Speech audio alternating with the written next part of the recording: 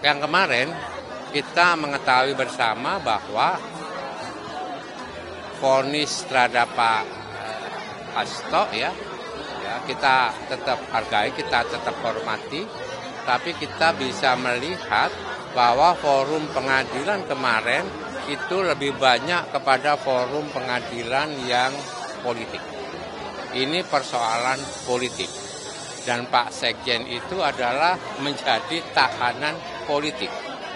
Karena berbeda dengan penguasa, berbeda dengan raja yang tidak mau dikritik gitu ya, maka dicari-carilah kesalahannya. Oleh sebab itu, putusan hakim ya hanya mengandalkan kepada WA. Tidak ditemukan fakta bahwa itu uang dari Sekjen, dari Mas Hasto. Ya, kalau mau fair betul, ya tangkaplah Harun Masiku. Jangan kemudian Mas Hasto dikorbankan. Nah, inilah praktek dari politisasi hukum. Selalu disampaikan oleh Ketua Umum bahwa kita itu negara hukum, bukan negara kekuasaan. Maka janganlah jadikan kekuasaan itu untuk ya menghukum, mengkriminalisasi sosok-sosok atau orang-orang yang berbeda dengan penguasa.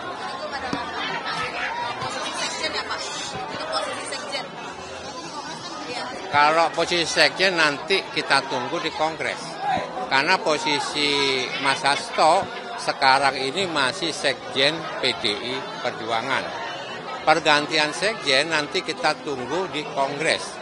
Tapi ya arus bawah dan keputusan Rakernas yang kemarin itu Kongres tinggal mengukuhkan Ibu Ketua Umum PD Perjuangan 2025-2030 tetap Ibu Megawati Soekarno Putri.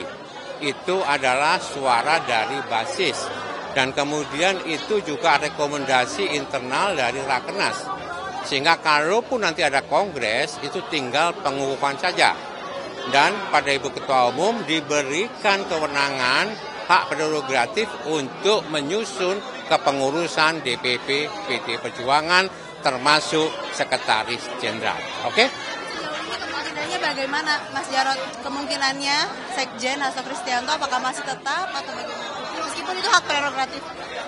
Sampai sekarang masih tetap sebagai Sekjen ya, dan masih belum diganti. Makanya nanti menunggu hasil Kongres. Kapan hasil Kongresnya? Kan gitu kan pertanyaanmu? Ya ditunggu saja. Yang penting itu tahun 2025 dan menurut anggaran dasar rumah tangga jadwal Kongres yang menentukan adalah Ketua Umum. Ya, oke ya. Tahun ini. Bisa bulan depan, bisa bulan depannya lagi, itu tergantung ya dari kapan yang paling tepat ya dilaksanakan sesuai dengan perintah Ketua Umum. Karena anggaran dasar anggaran rumah tangganya seperti itu. Oke? Bisa jadi Agustus ya? Ya bisa saja, Agustus bisa, September bisa, Oktober bisa, ya kan? Nah, karena kepengurusannya itu 2020 sampai dengan 2025. Betul nggak Pak Honi? Ya, oke. Makasih ya. Yang Ya sangat dari kemarin ya kita beberapa tahun bersama-sama Sekjen dan teristimewa tahun kemarin kita agak meriah kan teman-teman wartawan juga tahu kita bakal ada drama seperti terjadi penyerangan terus kita rally ke Komnas HAM. Tahun ini enggak, makanya tadi aku jadi jalan dari Tugu Proklamasi. Satu biar olahraga pagi, kedua kok sedih banget sih ya, memang prihatin lah, nggak mungkin kita mau hura-hura sekjen kita sendiri masih terintimidasi oleh hukum. Jadi hukum kemarin yang diputuskan oleh hakim kepada sekjen itu bukti bahwa hukum belum berpihak kepada semua rakyat. Jadi hukum itu masih patuh pada segelintir penguasa ya. Jadi hukum masih menjolimi PDI Perjuangan. PDI Perjuangan masih dikangkangi oleh hukum. PDI Perjuangan masih dijolimi oleh hukum. Sebenarnya kan kita tahu sasaran itu sebenarnya Ibu Mega. partai ini. Hasto itu kan sasaran antara. Dicari-cari salahnya, udah tahu dia tidak merintangi pemeriksaan ya. Udah enggak. Kalau suap kan udah tahu Harun Masiku yang nyuap ke Wahyu. Kok ini Hasto lagi sih? Kan kemarin kita tahu bahwa di pleidoinya si Hasto itu sampai kita bisa dudukin loh itu. Tinggi banget itu buku. Tapi dileplik. Diabaikan, apa sih ini kan kurang ajar gitu kan, artinya tidak mempedulikan. Nah, kayak gini-gini, tadi saya waktu kasih Bang Audi ini, Bang kita ini menang loh 3 kali, tadi tidak berkuasa. Ini masih tantangan buat PDI Perjuangan kita tahu. Ya teman-teman, kita kan sudah mengikuti persidangan yang sudah 23 persidangan, 5 bulan lebih kita mendampingi Mas Hasto Kristianto dalam persidangan di PN Jakarta Pusat. Dalam putusan kemarin ada poin yang kami soroti terkait dengan putusan, yaitu dengan dikenakan di dakwaan kedua yaitu pasal suap. Sebenarnya ini kan menjadi pertanyaan buat kita semuanya, karena di dalam persidangan itu kami sudah sampaikan berulang kali bahwa terkait dengan sumber uang suap itu sudah ada di putusan 18 dan 28. Di situ dijelaskan bahwa sumber uang suap itu dari Harun Masiku. Kemudian di dalam persidangan sekitar 2 bulan lalu, ketika saksi kunci bernama Saiful datang, kita sudah tanya, uang suap itu dari Harun Masiku betul tidak? Disampaikan betul. Kemudian terkait chat yang disampaikan bahwa oke sip, kita menanyakan kepada saudara Saiful, oke sip artinya mengiyakan tidak? Berarti tidak mengiyakan.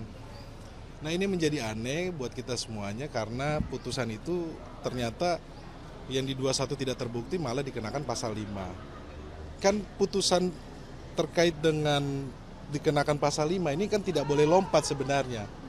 Di dalam putusan tersebut seolah-olah Mas Hasto itu sebagai dader, sebagai pelaku utama. Sedangkan di dalam fakta persidangan pelaku utama itu adalah Harun Masiku. Kan logiknya itu kan seharusnya pelaku utama dulu yang diperiksa, dimintain keterangan, baru bisa ke Mas Hasto Kristianto kalau mereka berpikiran seperti itu. Sedangkan kalau saksi yang Saiful Bari, Doni Tristikoma sampaikan bahwa uang suap itu dari Harun Masiku. Jadi logika hukumnya tidak bisa lompat langsung ke Mas Hasto Kristianto, harus lewat Harun Masiku dulu. Tapi sekali lagi kami menghormati putusan tersebut. Dan ini menjadi pembelajaran buat kita semuanya bahwa kami meminta agar hukum tidak menjadi alat politik. Apalagi kita tahu bahwa karena sikap kritis dari Sekjen PDI Perjuangan Mas Hasto Kristianto sejak setahun yang lalu, kemudian banyak sekali pemanggilan-pemanggilan dari aparat penegak hukum. Puncaknya adalah panggilan di KPK. Dan juga yang kami lihat, di dalam putusan hakim kemarin, hakim sampaikan bahwa Mas Hasto Kristianto tidak melakukan obstruction justice. Tetapi kan digembor-gembor, disampaikan di media luas bahwa seolah-olah bahwa Mas Hasto itu melakukan obstruction of justice. Jadi nanti ke depannya langkah yang akan kita ambil, nanti kita akan sampaikan bahwa pertama Mas Hasto Kristianto tidak terbukti melakukan obstruction of justice. Kalau terkait suap ini menjadi perdebatan karena sudah ada putusan 18 dan 28 di tahun 2020. Bang ini melihat seperti apa? Terkait dengan upaya hukum apa ke depannya nanti kita akan sampaikan kepada teman-teman. Tentunya ini kan kita sedang menunggu putusannya untuk kita terima ya secara utuh, baru kita akan pelajari dan kita akan tentukan langkah hukum kita ke depannya seperti apa. Tentunya saya diberikan tugas tanggung jawab sebagai Ketua DPP PD Perjuangan bidang hukum. Tugas saya adalah mendampingi Mas Hasto, segala sesuatunya sudah diserahkan kepada tim hukum. Mas Roni, ini putusan terhadap Mas Sekjen ini mengganggu operasional DPP secara keseluruhan nggak? Kan melihat ini sebentar lagi akan ada kongres, apakah ini menjadi pertimbangan juga untuk memilih Sekjen dalam waktu dekat? Saya pikir, saya tidak tahu ya ada kongres atau tidak ya. Karena kan sekarang fokus kami adalah mendampingi Mas Hasto Kristianto sebagai Sekjen. Jadi dari kami meminta dukungan kepada publik dan sekali lagi kami berterima kasih juga kepada masyarakat luas, ibu-ibu yang setia datang ke persidangan, ikut mendoakan, kemudian ikut membantu di sosial media untuk menyuarakan suara kebenaran dan tentunya PDI Perjuangan konsisten menempuh jalan melalui jalur hukum untuk berjuang. Ya ini memang Kuda Tuli ini adalah momen yang dimana tonggak sejarah reformasi itu dimulai. Jadi kami PDI Perjuangan, peristiwa 27 Juli ini adalah suatu peristiwa yang harus kita selalu kenang dan kita hormati, dan ini menjadi sejarah untuk generasi ke depannya. Oh, PDI Perjuangan selalu semangat. Kita sudah terbiasa seperti ini. Dan kemarin Mas Hasto dengan kepala tegap menghadapi putusan, karena udah berulang kali beliau sampaikan beliau siap. Ya, teman-teman. 7 hari waktunya Bang untuk memberikan respon. Ini artinya akan disampaikan, respon sendiri akan disampaikan pada hari berapa Bang? Saya belum terima putusan secara utuh, jadi saya belum bisa sampaikan. Karena kita tunggu dari pengadilan ya. Ya, teman-teman. Dan kemarin saya sempat sampaikan terkait dengan majelis hakim memakai masker ya.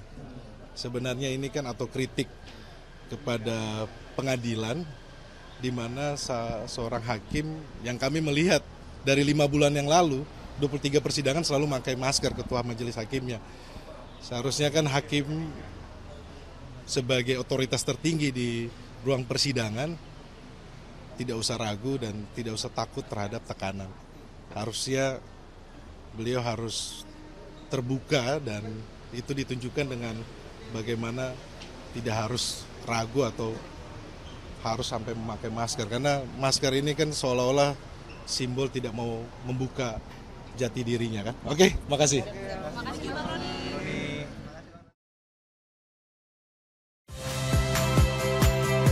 Saya My Sister Tarigan. Saksikan program-program Kompas TV melalui siaran digital, pay TV, dan media streaming lainnya. Kompas TV, independen, terpercaya.